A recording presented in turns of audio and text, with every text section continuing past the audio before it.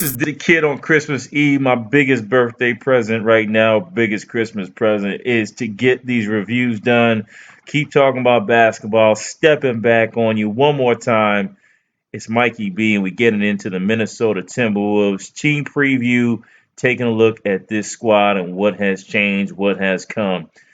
I really like them. Let's just jump into it. I'll tell you why. A lot of movement here.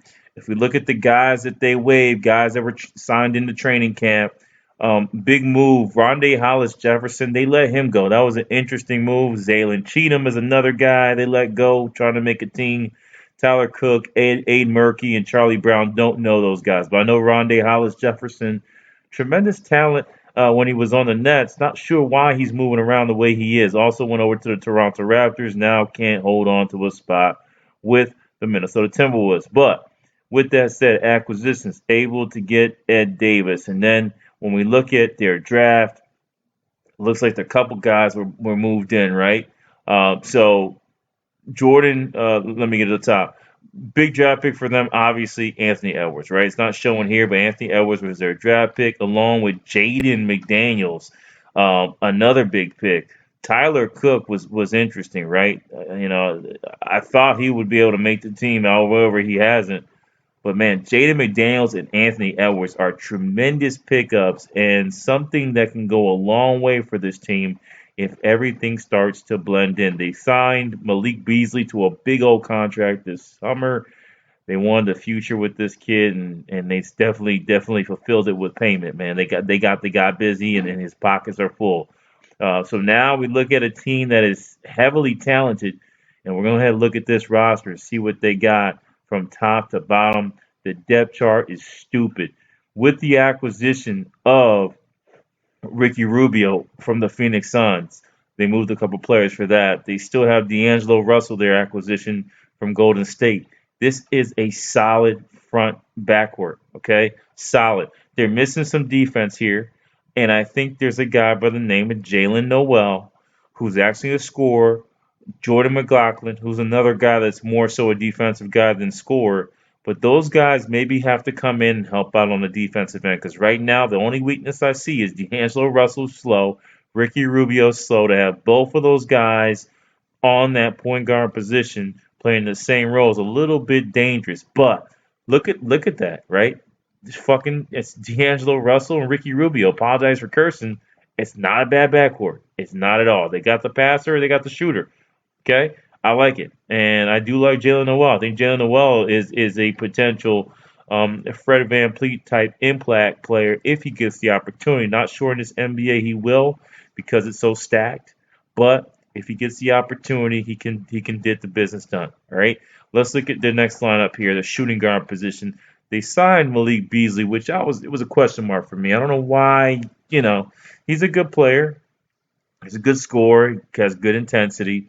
Not sure what they see in him, but somebody sees something in him that they're making him the main guy. I'm not sure that he is. So Malik Beasley again leaves Denver. That was a big loss for them, in my opinion. And he goes over to the Minnesota Timberwolves and is making his name known. Doing well, doing well. Anthony Edwards is the big draft pick, number one. Obviously, the goal would be to try to somewhere move this kid into that starting role eventually once Malik Beasley essentially once Anthony Edwards gets settled down, maybe mid-season or maybe next season. We shall see. But definitely Anthony Edwards, Malik Beasley at the shooting guard is not bad. Okay, I give it a B, B plus. We'll see how Anthony Edwards turns out. On the third string, you got Jarrett Culver. On top of that, man, on top of all those guys, you got Jarrett Culver. So when we get down to the next lane of small four, you're going to see my problem, okay? So Malik Beasley, Anthony Edwards, solid. D'Angelo Russell, Ricky Rubio, that's a B plus. Let me go back. Malik Beasley, Anthony Edwards is about a B. All right. Josh Okogie and Jarrett Culver at your small four. I'm scratching my head now. Okay, that's a problem. That's a problem. There's not enough size there. Okogie is a big athletic guard. However, he can play the forward position. A lot of small ball going on in the NBA. I just don't like Okogie there, man. I don't think he has enough height. And Jaden McDaniels, they got him at the power forward position. That's not smart. Needs to be in that small forward position. Okay, that's what he is. That's what he's brought in. This kid here could be special and move into this role. You heard it here first. He may take over all these guys' roles once experience comes along. I'm excited about that. To have McDaniels, Edwards, and Russell as a three, if they develop in 2 years, it's pretty scary. So we got to see what happens with that opportunity for all those teams. All right, keep going down power forward wise. Again, I don't like it. Jake Lyman and Juancho Gomez. I mean, I don't like what I see there. It looks like they need some help in that arena, but they have it. You know, I'm a Jersey boy, Jersey stand up. Nas Reed, man, Nas Reed is amazing. I'm telling you, he has the post moves. He's a poor man's DeMarcus Cousins. Yes, I said it. If you watch him play, that's what he is. If he gets an opportunity, which I think he should and will, he will definitely take over that role. These guys are definitely great coming off the bench, but putting Jake as your starter on a depth chart, CBS, that's a little bit scary.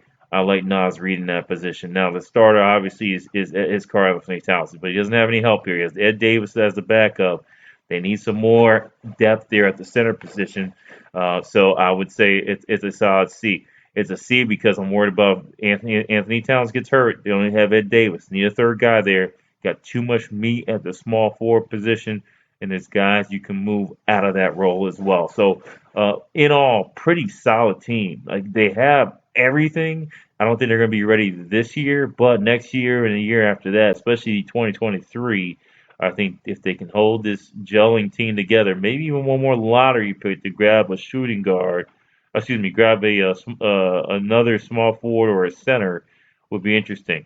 Definitely can upgrade the power forward position, but if Nas Reed gets the time, he's something special. Can shoot it, can handle, has good enough wingspan to be able to handle himself against any athletic big. So I think the Minnesota Timberwolves pretty much have their sights set on making the playoffs this year, and they have all the tools and assets. All right, so we talked about it. Now we see the lineup. We see who the hell they got. Let's look at how they round up, man. Let's talk about it.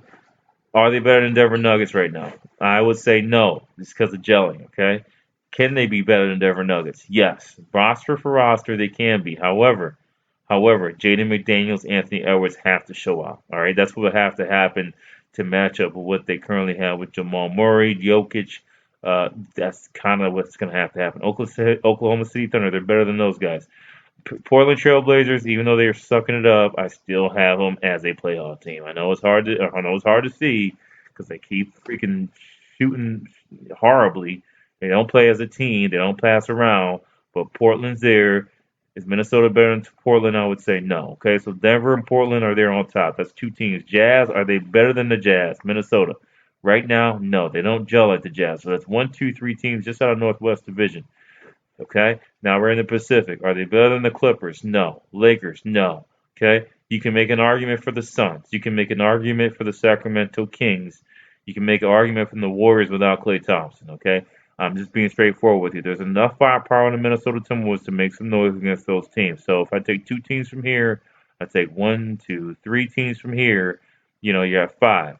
So 6, 7. All right. That's already a 7. All right. Just with the Northwest and Pacific Division. Haven't gone to the Southwest. Southwest this year. Are they better than the Mavericks?